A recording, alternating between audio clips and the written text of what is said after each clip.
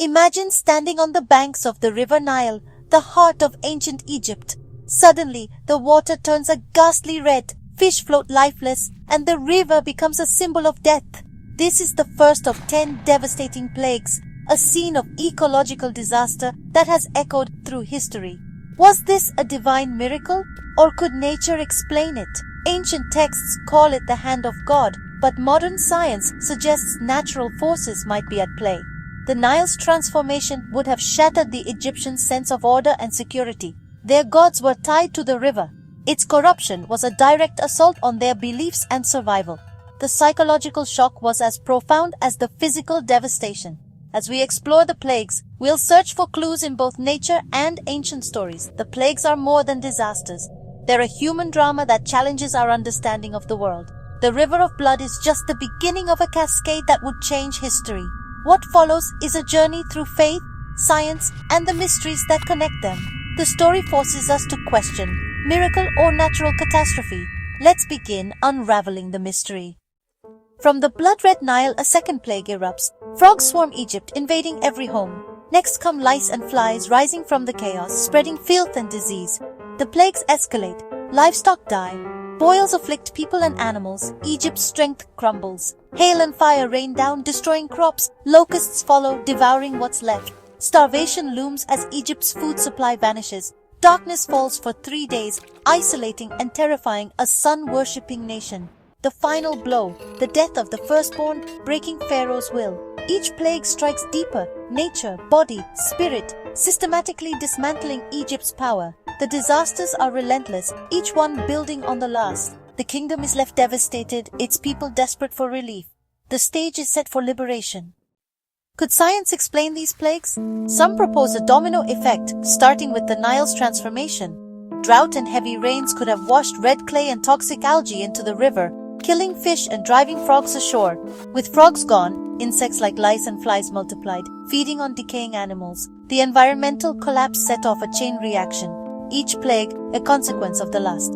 Another theory links the plagues to the massive eruption of Thera, Santorini. Volcanic ash could have darkened the sky, poisoned water, and triggered boils and livestock deaths. The eruption's fallout may have caused hailstorms and climate shifts, leading to locust swarms. The plagues then might be a single interconnected natural disaster. Science offers a compelling narrative. Nature's balance lost, chaos unleashed. These theories don't diminish the drama. They reveal how fragile civilization can be. The plagues become a story of ecological dominoes, not just miracles. But can science explain everything? The debate continues. Science and scripture offer starkly different views. The book of Exodus describes the plagues as deliberate acts of God, targeting Egypt while sparing the Israelites. Each plague is announced, escalating with Pharaoh's defiance. A divine dialogue, not random chaos. For believers, the story is about God's power to liberate and judge, not just natural disaster.